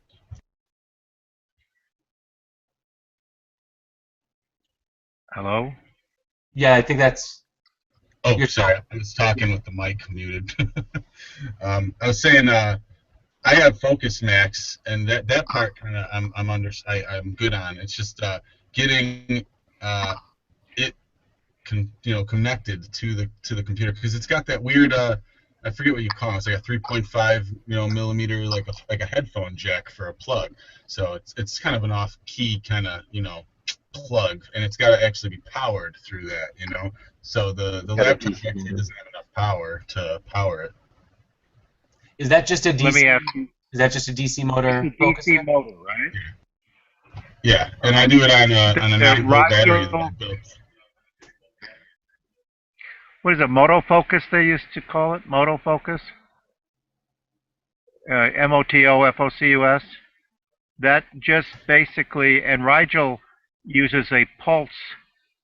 Well, RoboFocus is a whole nother system. Gilan is pointing out that RoboFocus does it. I use RoboFocus on my scopes, but the microfocuser, as I understand, has a little. It looks like a headphone plug, only it's only got 2 contacts on it, and it's a DC motor in there, and basically you just put 12 volts in there for a certain amount of time, and that moves the motor a certain distance, and that may or may not move the focuser a certain distance. That's why Gilan was recommending that you buy one with a stepper motor, because then it moves at a specific distance, a specific repeatable distance that you can quantify, and you can go back to a specific position. Whereas with the DC motor, like in the microfocuser that I think is on the Meade, somebody can correct me here, I think all you're doing is saying, okay, I'm going to put in 12 volts for a certain amount of time, and depending on how the motor is reacting tonight, it'll go a certain distance to a certain, not to a certain place, but to a place. And that's why the stepper motor is superior. It's a difference between a relative and an absolute focuser. And a relative means it kind of goes forward for a ways, but it doesn't know. It just knows it went forward for about 2 or 3 seconds, whatever it was supposed to do. Or whereas a stepper motor goes forward 1,012 steps or something like that. Okay? Gotcha. Okay.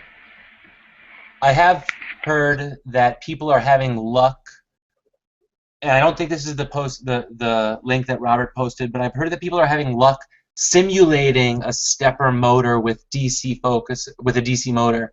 I'm gonna have to assume that it's not as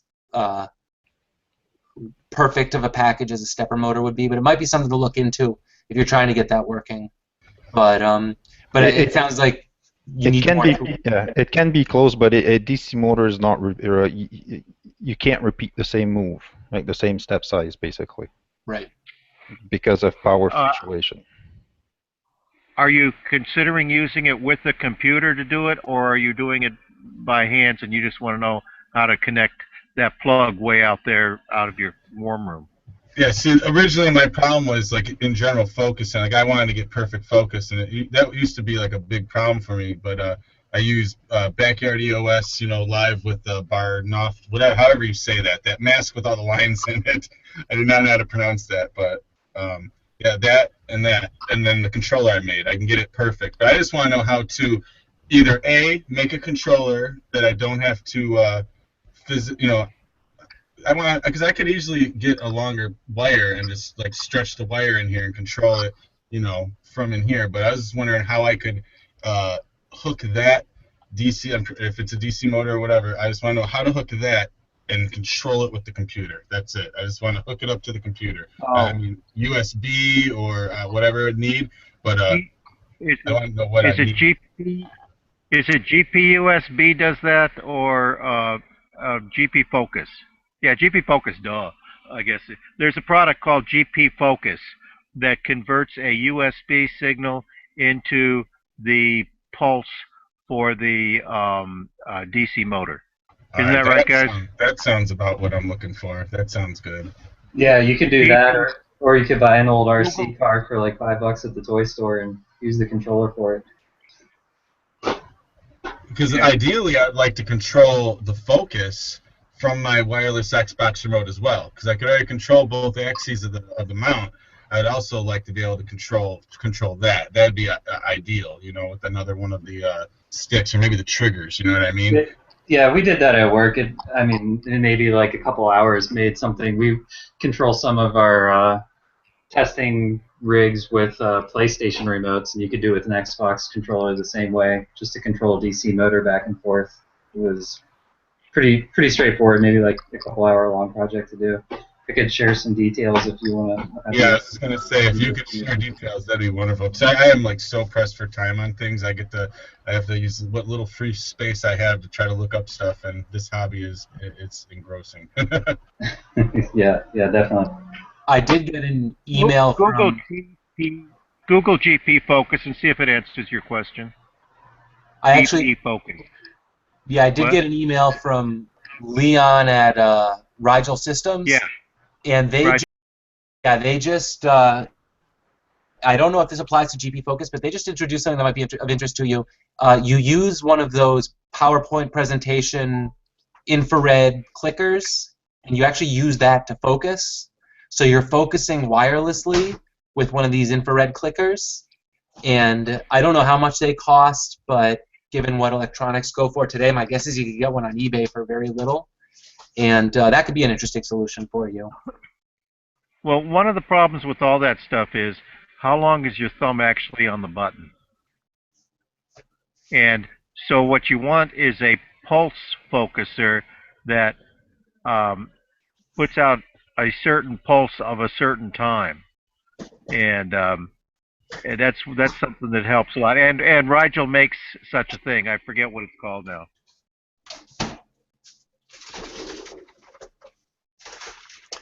Sean Harrison. Sean's asking.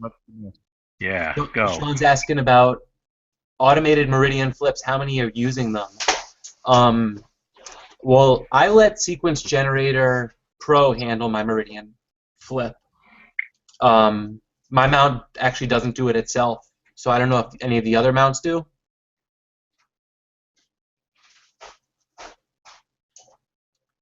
Any? I don't know. Maybe the mounts just don't do that. I'm trying to think. There's one that does. The iOptron, I think, does an automatic meridian flip if you choose to. But what is an automated meridian flip? One where when it gets to a certain point it will flip, or one? What does automated meridian flip mean, Sean? To you? Yeah, a lot of us are using Sequence Generator Pro, which does generate a meridian flip at the proper time. So in that sense, that's an automated meridian flip. Anybody with the Gemini, if you and I probably other mounts that I know about, if you tell it to go to something on the other side of the sky that it can't safely reach, it will do an automated meridian flip on its way there. So that would be an automated meridian flip. I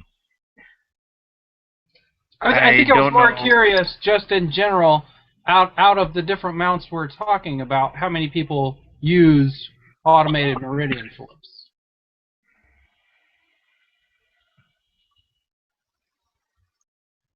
Well, yeah. I mean, if I'm on one side and I want to go to the other side, it does a meridian flip because it's got to do it safely. So in that sense, I use one.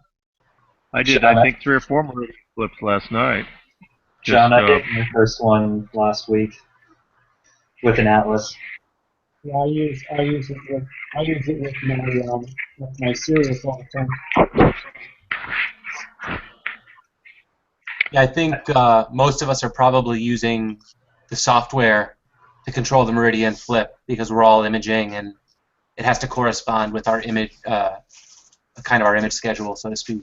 How many times did it take you guys to trust the automated meridian flip so that you could go to bed at night and not worry about it? The first night I stayed up all night and watched it 3 times. The second night I tried to stay up and fell asleep. And it worked. It took me a good 6 months, maybe longer. I set my alarm for every meridian flip, every slew, even every autofocus. I still don't trust it.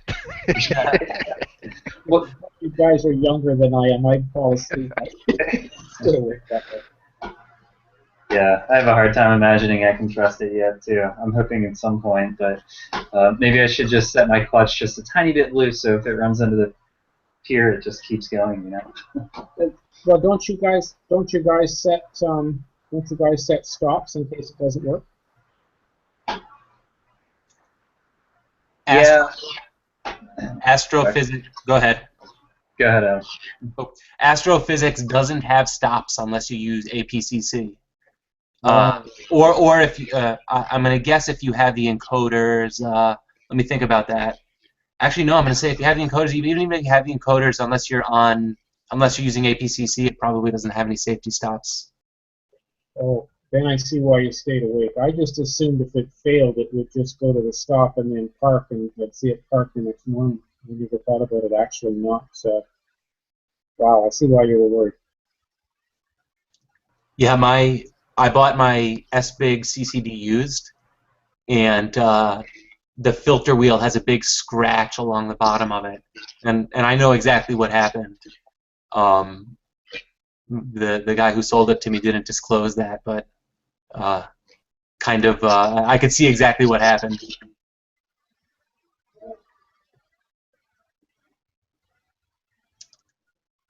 All right, Alex says he's out for a while. Any other questions?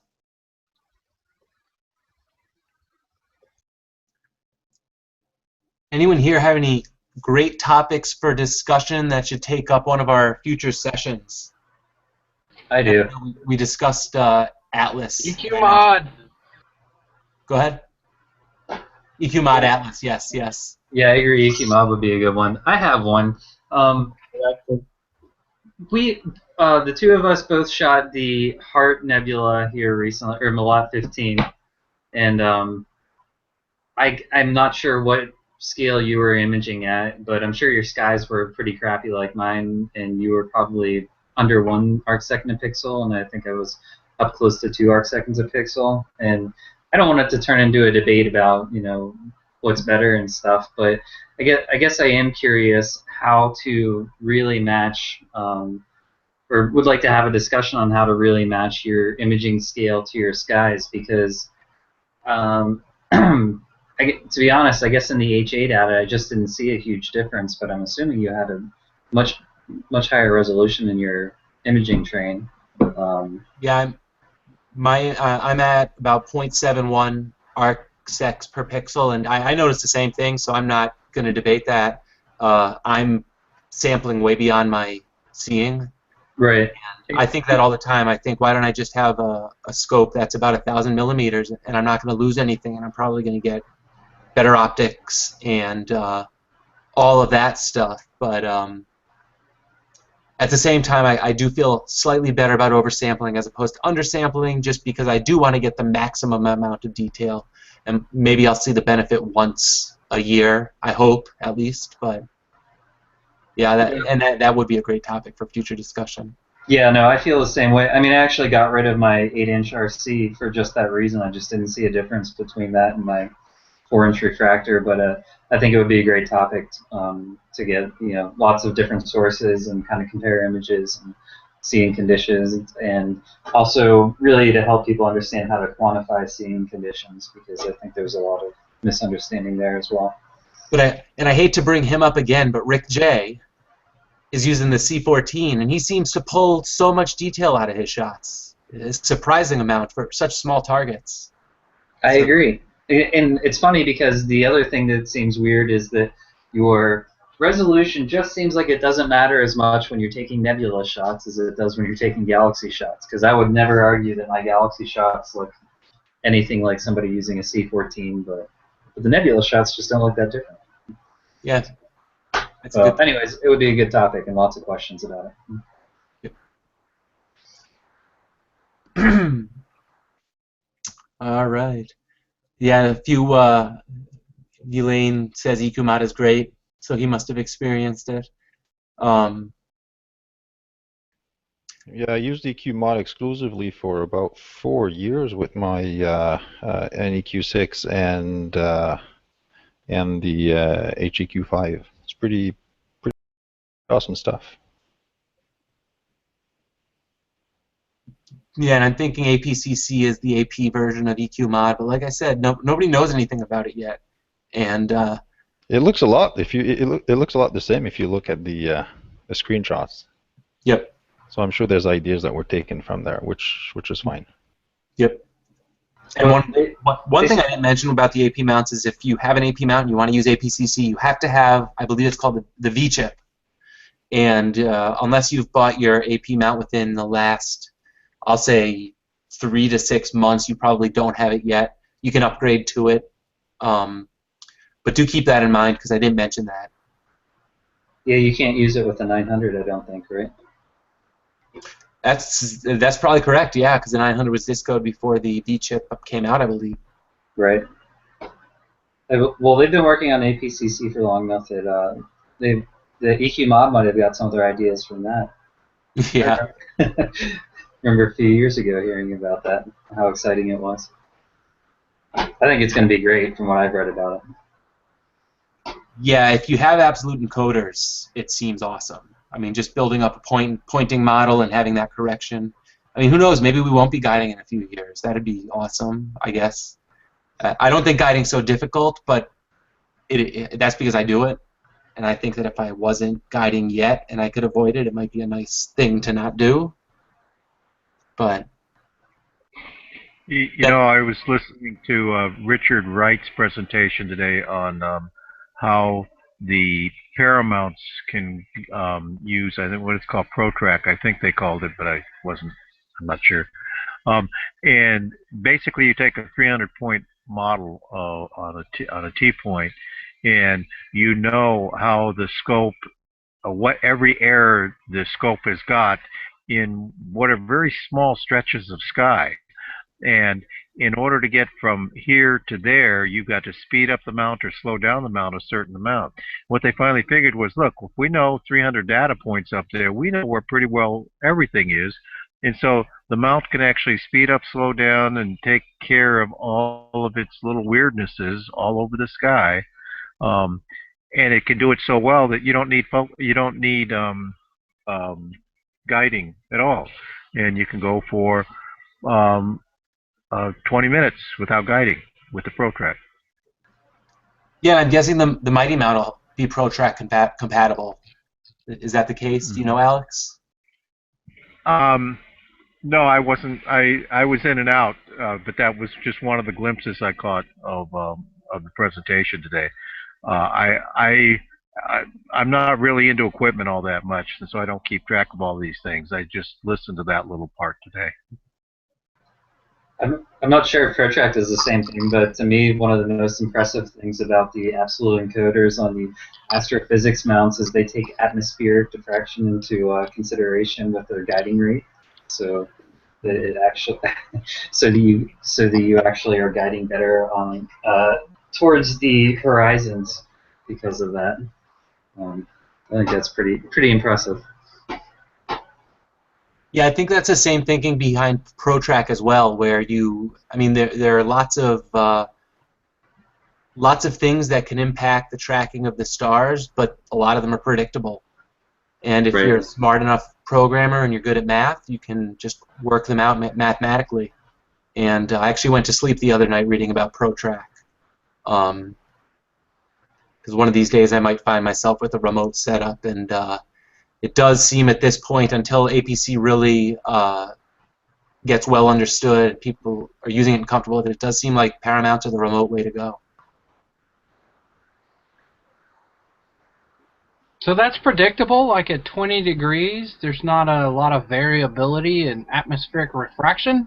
Is that correct? That's correct. Yeah, not in atmospheric refraction, because they know the angle. Now seeing, yes, but you're always dealing. Let's be clear. There's some variability due to seeing, just what kind of cells are in the air, whether they're hot or warm cells in the air. Yeah, so that's seeing, and that can shift around.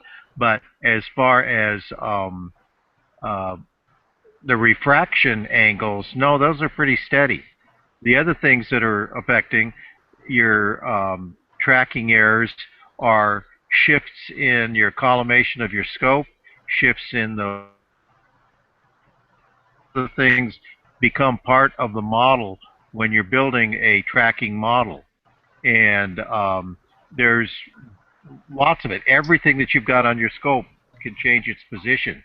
And when it does, it's an ever so slight change in the pointing model. And one of the things that changes the model, of course, is refraction of the atmosphere, which can be, which happens at a known rate.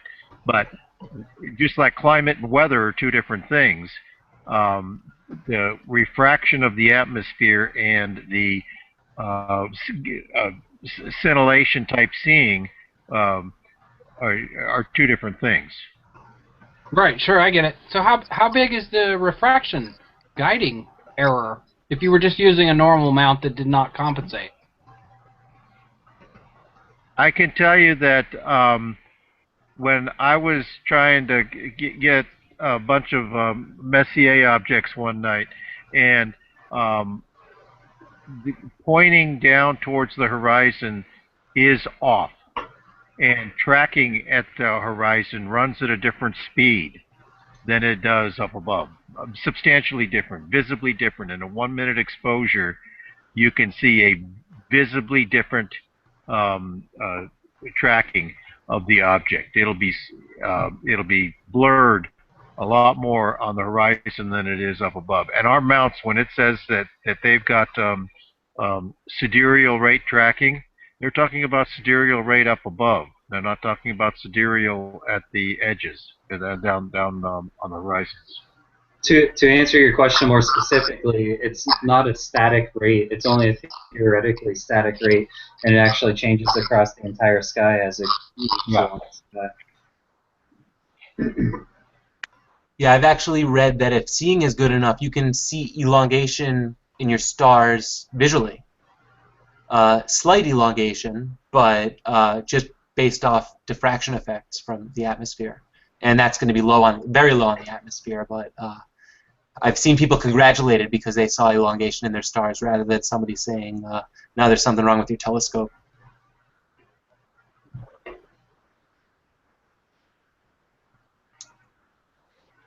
All right, well, anyone have anything related or unrelated?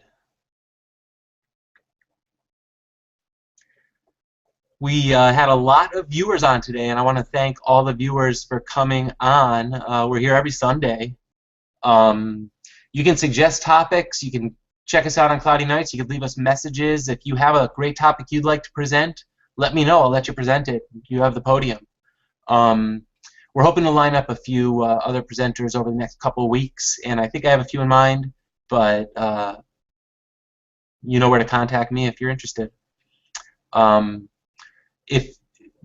Before I close down the broadcast and knock out all the YouTube viewers, does anyone have any other questions? All right, well, I'm going to say thank you to the YouTube viewers for coming, but you are getting knocked out right now, but thanks again.